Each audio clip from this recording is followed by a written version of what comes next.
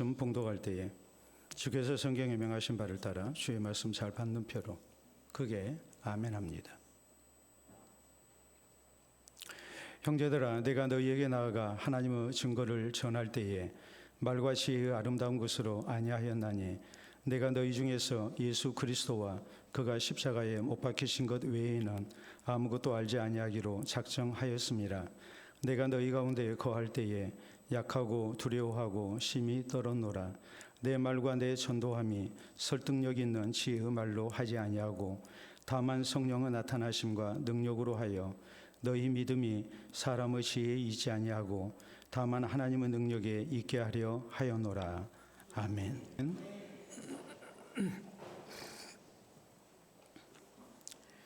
미국에 세계적으로 유명한 14개의 명문대가 있습니다.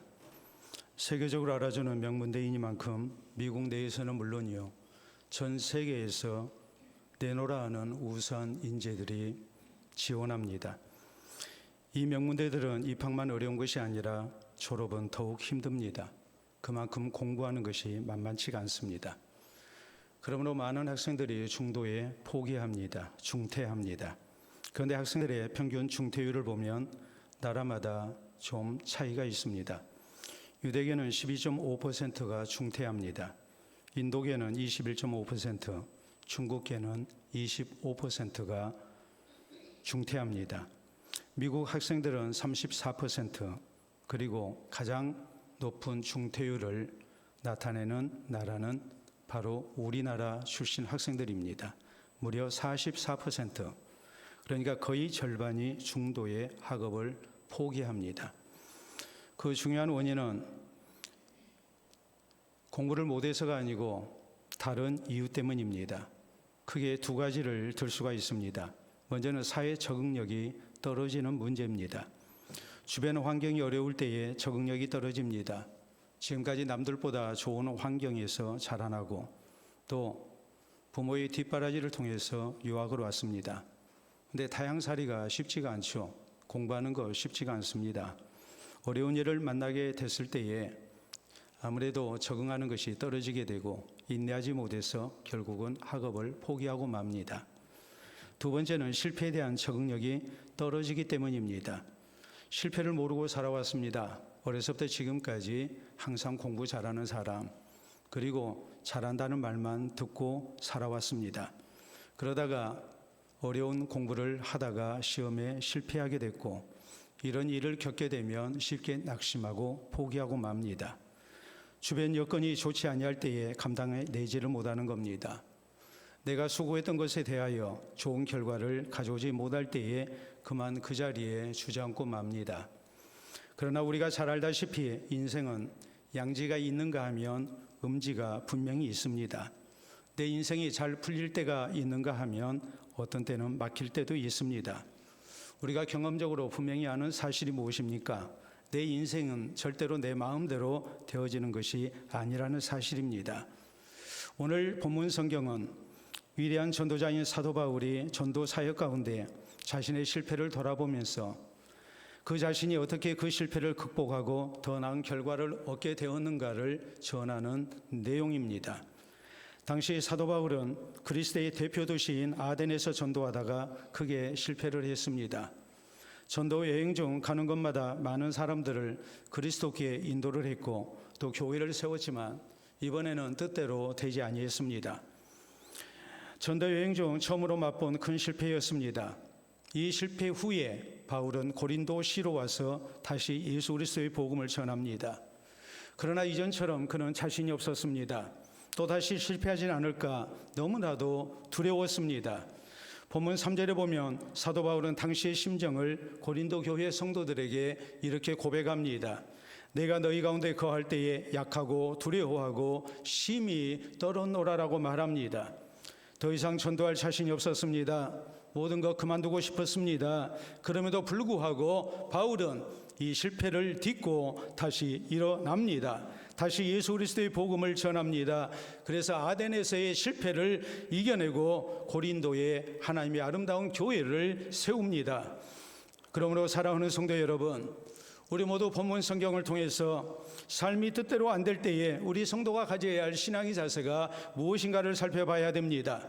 그래서 오늘 만난 어려움을 우리가 능히 이겨내고 더 나은 내일을 향해 나아가는 성도들이 되어야 될 것입니다. 그러면 우리 성도는 삶이 뜻대로 안 될 때에 어떤 신앙 자세를 가지고 살아야 합니까? 우리는 먼저 삶이 뜻대로 안 될 때에 그 원인이 무엇인가를 살펴봐야 됩니다. 본문 1절로 2절을 보면 바울은 아데네스의 실패 후 고린도에 와서 어떤 신앙 자세로 그가 예수 그리스도의 복음을 전했는가에 대하여 말합니다. 형제들아, 내가 너희에게 나아가 하나님의 증거를 전할 때에 말과 지혜의 아름다운 것을 아니하였나니 내가 너희 중에서 예수 그리스도와 그가 십자가에 못 박히신 것 외에는 아무것도 알지 아니하기로 작정하였음이라라고 말합니다. 바울은 아덴에서 전도할 때에 말과 지혜의 아름다운 것, 다시 말해서 세상 학문과 지식으로 예수 그리스도의 복음을 전했습니다. 자신의 뛰어난 학문과 지식으로 아덴 사람들을 상대했고 또 그들과 많은 논쟁을 벌였습니다. 그래서 이겼습니다. 적어도 세상 학문과 지식으로는 사도 바울을 당할 사람이 아덴에는 없었습니다. 그럼에도 불구하고 아덴 사람들은 바울이 전한 예수 그리스도의 복음을 받아들이지 아니합니다. 그 이유가 무엇이겠습니까?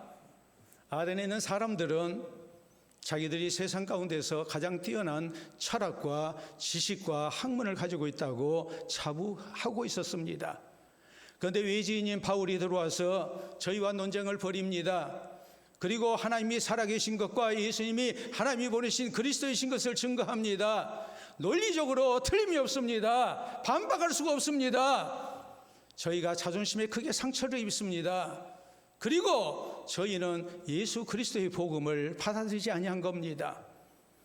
그렇기 때문에 사도 바울은 세상 학문과 지식으로는 절대로 사람의 마음을 얻을 수가 없고 예수 그리스도의 복음을 전할 수 없다는 것을 뼈저리게 느꼈습니다.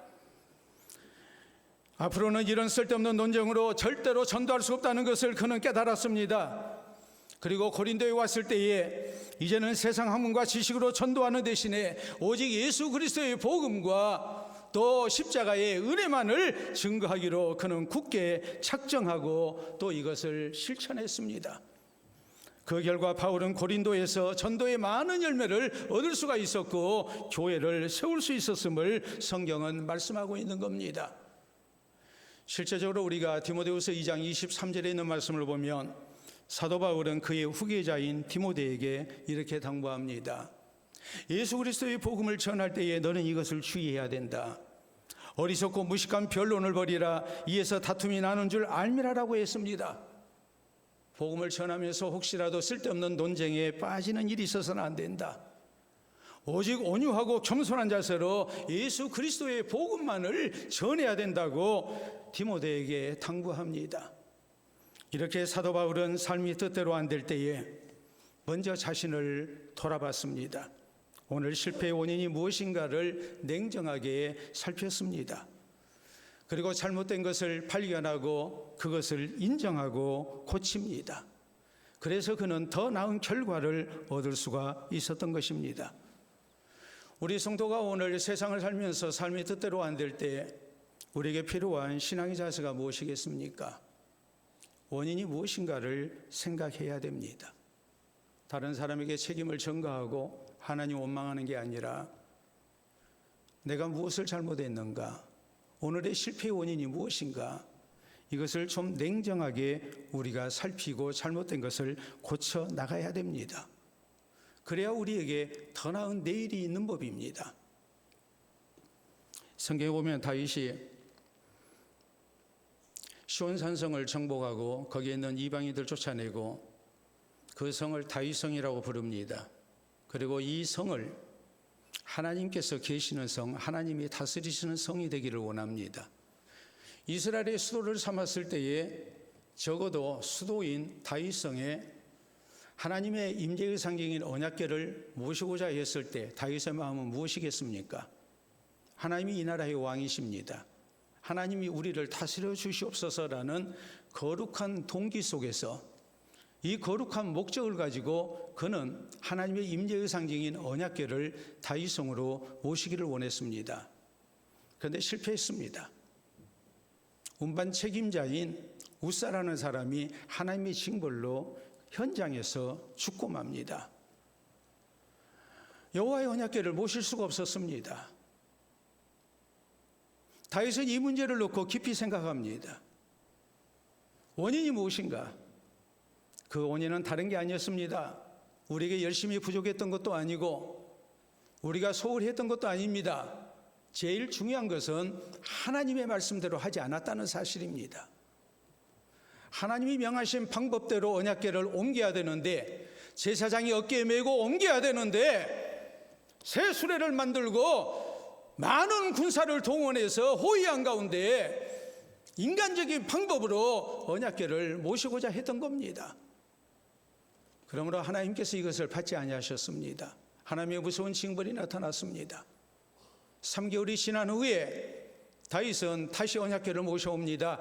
이번에는 백성들 향해서 말합니다. 저번에는 우리가 하나님의 말씀대로 하지 아니해서 실패했다고, 이번에는 하나님의 말씀대로 해야 된다고 했을 때에 언약궤를 다윗성의 성공리에 모실 수가 있었습니다. 왜 오늘의 실패가 있었는가? 그 원인을 바로 분석한 겁니다. 사람 탓하고 하나님 원망하지 않았습니다. 내 잘못이 무엇인가를 먼저 살핀 겁니다.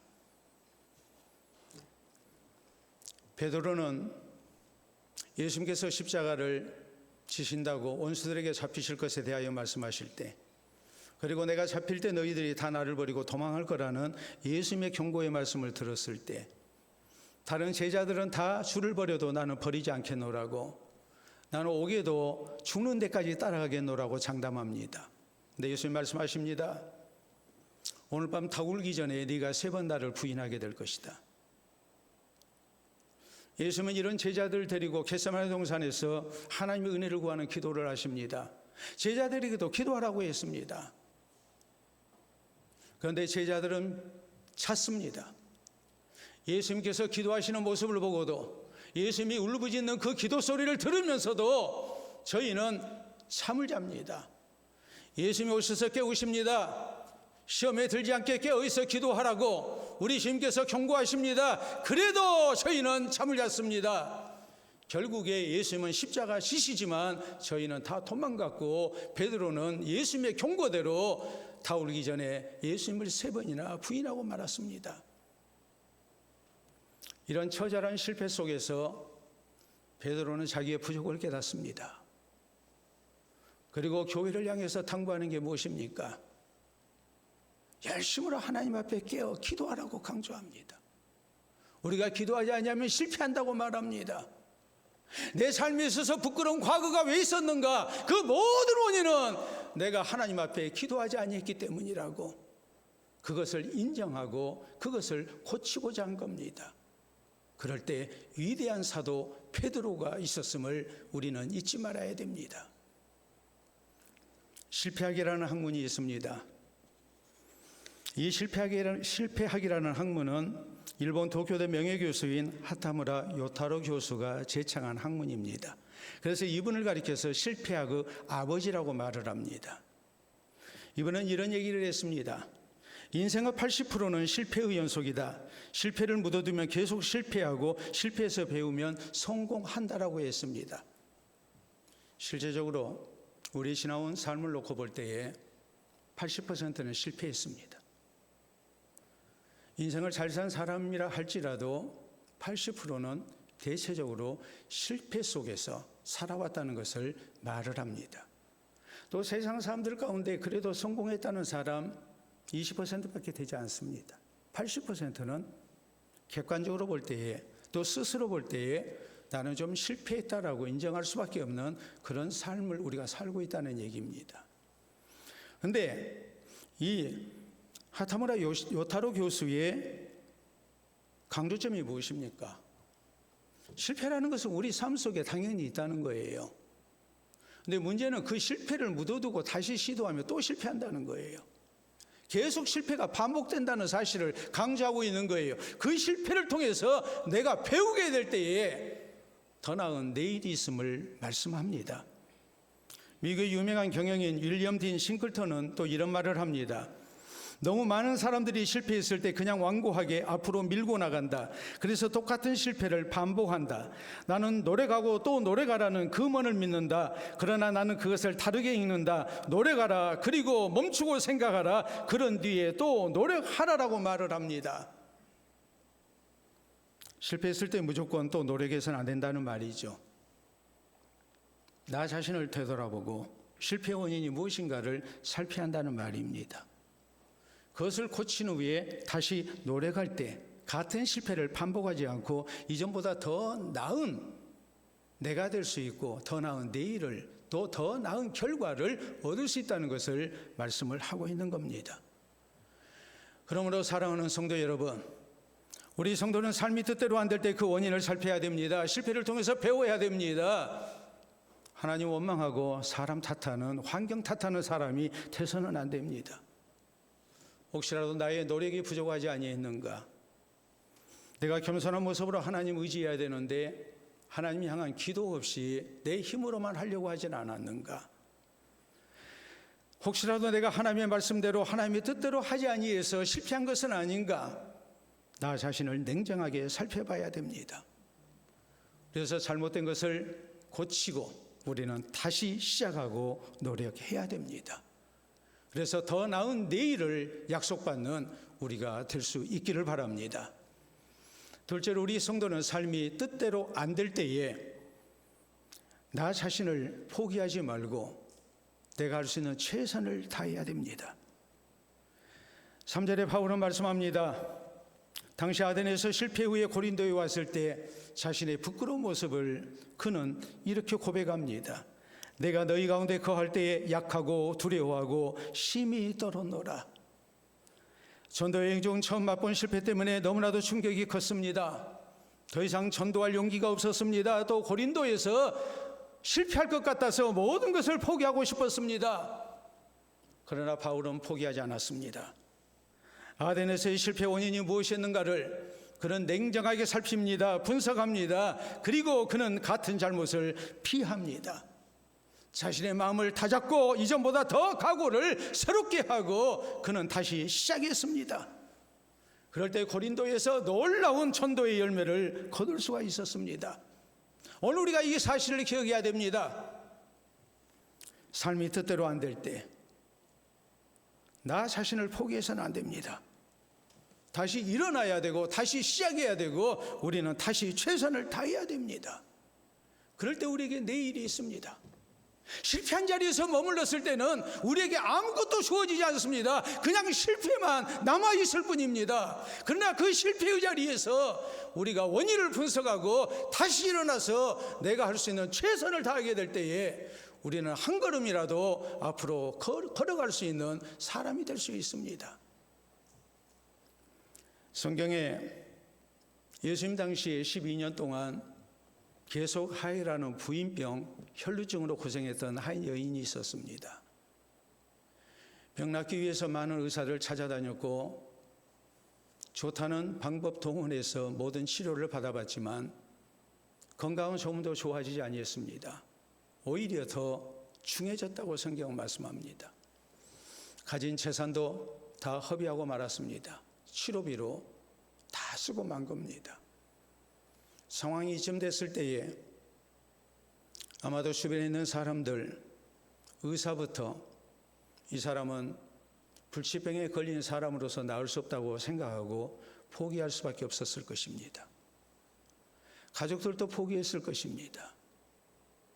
속 모르는 사람들은 저렇게 쓸데없는 고생한다고 손가락질했을 것입니다.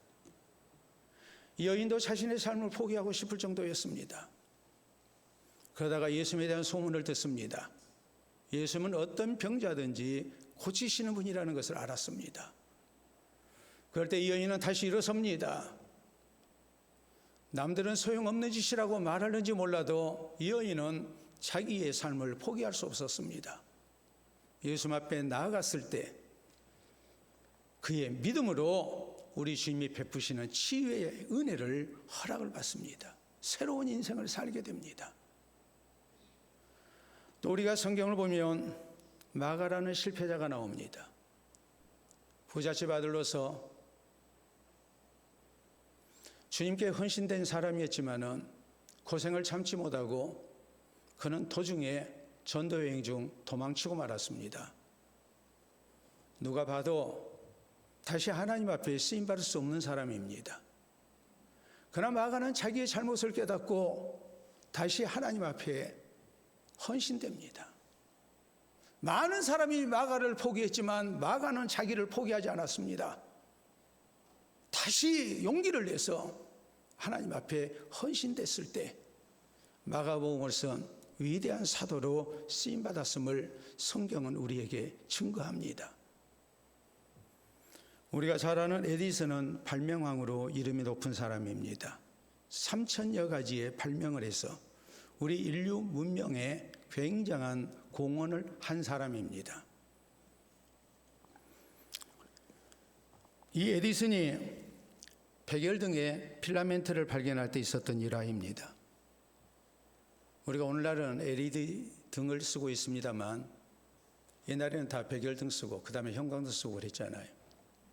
우리가 전기를 빛으로 환원해서 사용할 수 있는 것은 에디슨이 백열등을 발명했기 때문에 가능한 일입니다. 그런데 여기에 사용되는 필라멘트가 있어야 되는데 필라멘트는 전기를 빛으로 만드는 부품을 얘기합니다. 이게 전기에 열이 가해졌을 때에 전기로 열이 가해졌을 때 타지 아니하고 빛만 내야 됩니다. 그래서 가장 적합한 소재를 찾아내기 위해서 에디슨은 여러 가지 재료를 가지고 실험을 했습니다. 무려 90가지 재료를 사용했습니다. 모두 실패하고 말았습니다. 그러므로 조수가 말합니다. 선생님, 아무래도 불가능한 것 같습니다. 포기할 것 같습니다. 그러나 에디슨은 포기하지 않습니다. 계속 다른 재료를 가지고 실험을 합니다. 얼마나 많이 실패를 했든지 그 실패한 것이 쓰레기 더미가 2층 높이에 이를 정도로 그는 엄청나게 많은 실패를 했습니다. 무려 2399번의 실험에서 그는 실패를 했습니다. 그래도 포기하지 않았습니다. 그리고 2400번째 실험에서 비로소 필라멘트의 가장 좋은 재료를 발견합니다. 그래서 오늘날 우리가 어둠을 밝히는 문명 세계를 살게 된 것입니다. 에디슨이 이렇게 말합니다. 누구에게나 2400번의 기회는 있다. 누구에게나 2400번의 기회는 있다. 한두 번 해보고 안 된다고 포기하지 말고 삶이 내 원대로 되지 아니해서 우리가 쉽게 낙심하고 포기하는 사람이 돼서는 안 된다는 말입니다. 사랑하는 성도 여러분, 사람은 실패했을 때 끝나는 게 아니라 포기했을 때 끝난다는 말이 있습니다. 더구나 성경은 잠언 24장 16절에 말씀합니다. 대저 의인은 7번 넘어질지라도 다시 일어난다고 말씀합니다.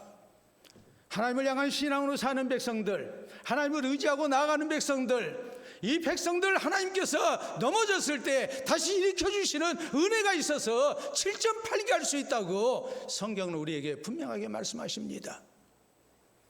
그러므로 하나님의 백성된 성도는 넘어졌다 해서 아주 포기해서는 안 됩니다. 다시 일어나게 하시겠다는 하나님의 은혜와 약속을 붙들고 우리가 다시 시작해야 됩니다.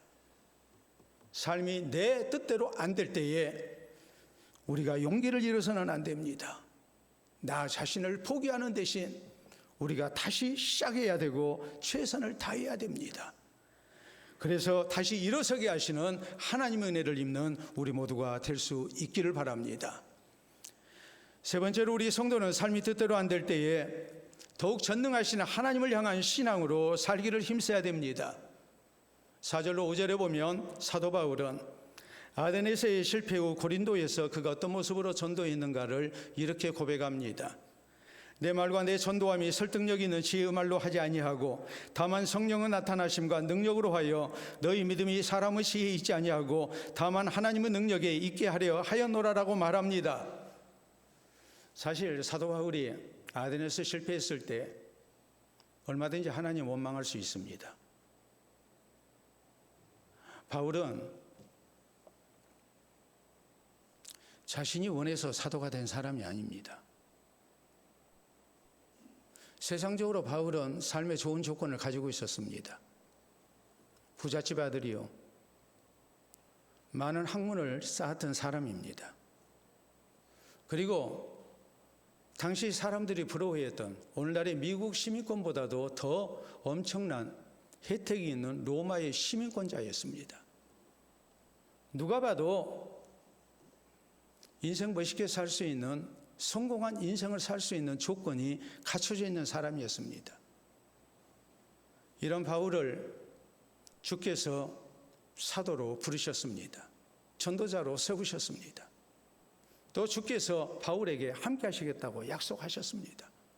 그런데 바울이 아덴에서 실패했습니다. 그러므로 하나님 원망할 수 있습니다. 아니, 하나님 이게 아니지 않습니까? 내가 사도가 되겠다고 했습니까? 하나님이 나를 부르시지 않았습니까? 내가 할 일 없어서 내가 사도가 된 게 아니지 않습니까? 하나님이 나를 세우시고 나와 함께 하겠다고, 도와주겠다고 약속하지 않았습니까? 그런데 왜 내가 실패해야 합니까? 나는 내가 할 수 있는 최선을 다했습니다. 그런데 왜 실패해야 합니까? 하나님 이게 아니지 않습니까? 원망할 수 있습니다. 그러나 바울은 그렇게 하지 않았습니다. 오히려 자기 자신의 잘못이 무엇인가를 생각합니다. 그 원인을 살피고 그는 다시 한번 하나님을 의지한 가운데 오직 예수 그리스도의 복음과 그리스도께서 십자가에 달려 죽으신 그 십자가의 은혜만을 증거하기로 마음을 다잡습니다. 그리고 성령의 역사를 진실되게 의지합니다. 내 지혜, 내 능력으로, 내 경험으로 전도하는 것이 아니라 이제는 진실된 모습으로, 겸손한 모습으로 성령의 역사를 의지하고 오직 예수 그리스도의 복음만을 증거하기를 원합니다. 내가 말씀을 증거할 때 성령께서 감동해 주시기를 소원합니다. 사람의 지혜 대신에 더욱 전능하신 하나님의 능력을 의지합니다. 그럴 때 하나님께서 고린도에서 놀라운 전도의 열매를 얻도록 역사하셨습니다. 우리가 이 사실을 잊지 말아야 됩니다. 삶이 뜻대로 안 될 때 우리는 하나님에게서 멀어지는 사람이 아니라 나의 부족을 깨닫고 더욱 전능하신 하나님을 향한 신앙으로 살기를 힘써야 됩니다. 시편 50편 15절에 우리 하나님 말씀하십니다. 환난 날에 나를 부르라. 내가 너를 건지리니 네가 나를 영화롭게 하리로다라고 우리에게 말씀하십니다. 환난을 만나서 내 능력의 부족을 깨닫게 될 때, 어려운 환경 앞에 나 자신의 초라함을 느끼게 될 때, 삶이 내 뜻대로 안 될 때, 내가 무너졌을 때, 그때 하나님을 찾고 하나님을 의지하고 하나님의 은혜를 구할 것을, 그러면 하나님께서 구원하시고 하나님 앞에 영광을 돌리는 주의 백성 되게 하리라고 하나님 약속하십니다. 우리 예수님 분명히 제자들에게 말씀하십니다. 전에는 병자들 잘 고쳤는데 제자들이 고치지 못했습니다. 제자들이 예수님께 여쭤봅니다. 왜 우리가 못 고쳤습니까? 예수님 말씀하십니다. 기도 외에는 이런 종류가 나갈 수가 없다. 귀신 들려서 간질발작하는 아이를 고치지 못한 그 원인이 무엇이었는가?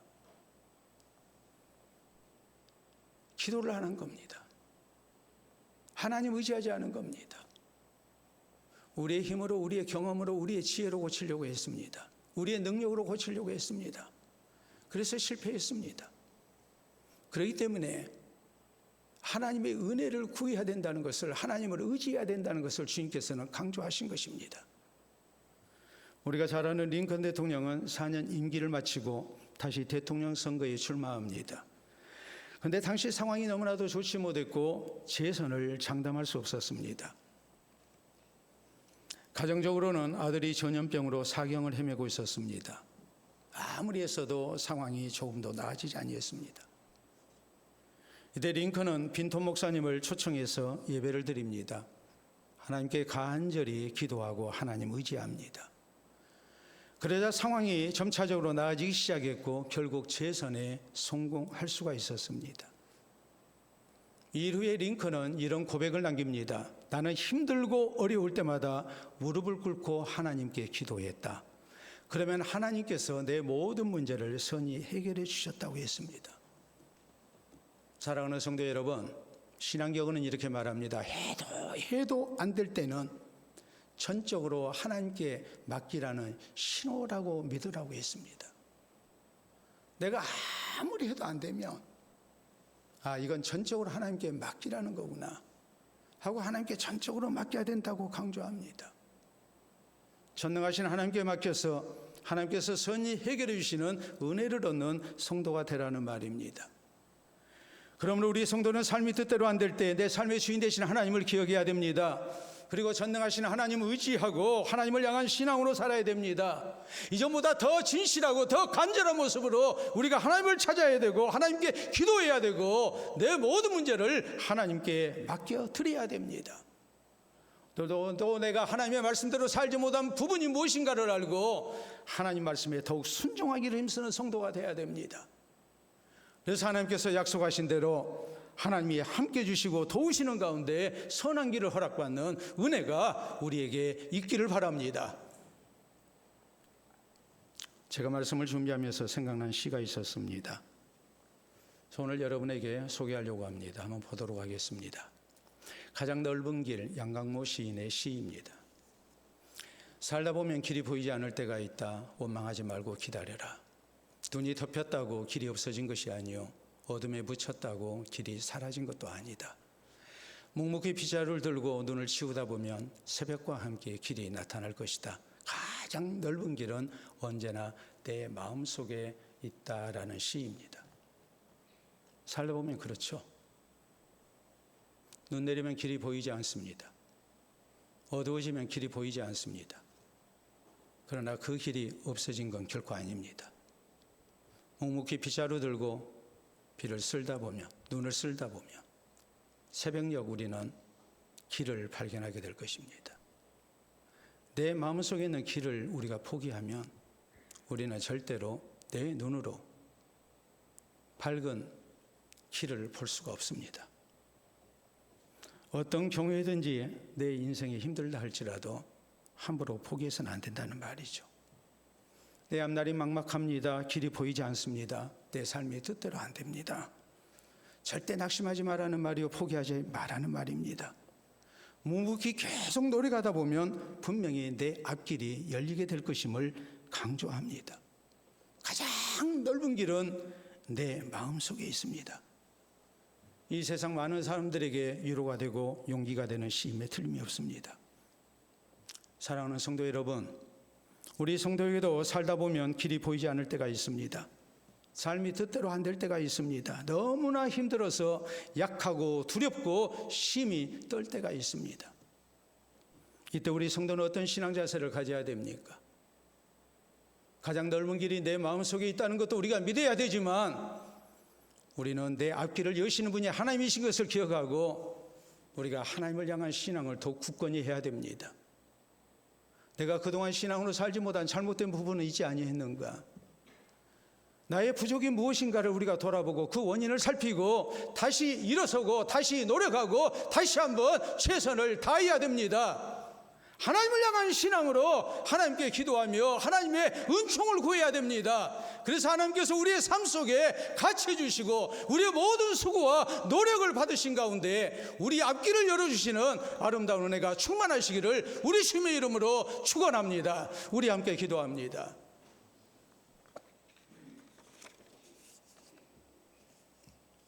지금까지 내 인생 잘 살아온 것 같은데 앞으로 살 일이 막막하지 않습니까? 아니 지금 현재 너무나 힘든 일 속에 마음이 답답하지는 않습니까? 내가 살아본다고 열심히 노력하는데 내 인생이 오늘보다 내일이 더 나을 거라는 10년 후가 더 나을 거라는 확신이 없어서 또 깊은 절망 속에 우리가 놓여 있지는 않습니까? 젊은이에게만 있는 문제가 아니요 노년에 있는 또 장년의 성도에게만 있는 문제가 아니지 않습니까? 우리가 살다 보면 분명히 앞길이 보이지 아니할 때가 있습니다. 삶이 뜻대로 안 될 때가 분명히 있습니다.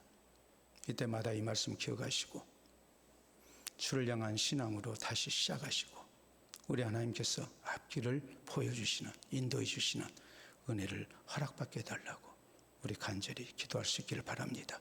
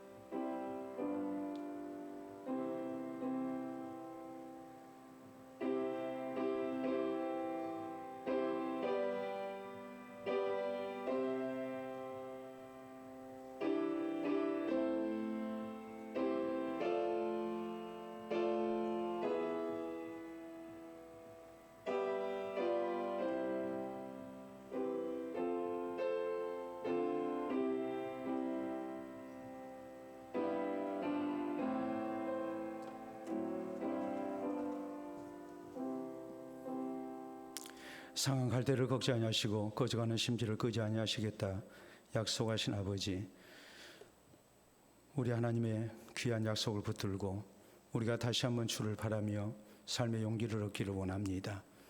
삶이 내 뜻대로 안 되어 너무나도 힘들 때 살아계신 주께서 우리를 기다리고 계시고 또 우리를 돕기를 원하시는 분이신 것을 이 시간 다시 한번 기억할 수 있기를 원합니다.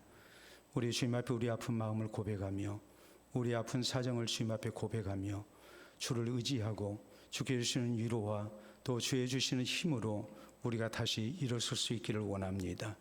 이전보다 더 신앙으로 살게 하시고 더 기도하게 하시고 더 말씀에 순종하고 살게 하시고 우리 하나님의 영광 위하여 우리의 인생 계획을 세우며 열심을 다하여 노력하게 하시사 우리 하나님께서 우리 가는 길 동행해 주시고 주의 강한 손으로 우리를 붙들고 도와주셔서 어제보다 더 나은 오늘이, 오늘보다 더 나은 내일이 우리를 기다리는 은혜가 있기를 원합니다.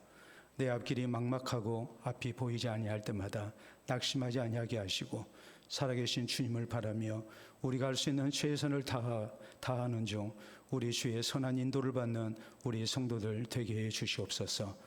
그래서 주께 주님의 놀라운 구원을 덧입게 하시고 우리 하나님의 영광을 찬미하는 우리 모든 성도들 되게 하여 주셔서 지나온 날을 우리가 돌아볼 때마다 하나님 앞에 감사가 되게 하시고 앞으로 무슨 일을 만나든지 두렵지 아니하고 우리 주님 의지하고 믿음으로 나아가 승리하는 우리 성도들 다 되게 하여 주시옵소서.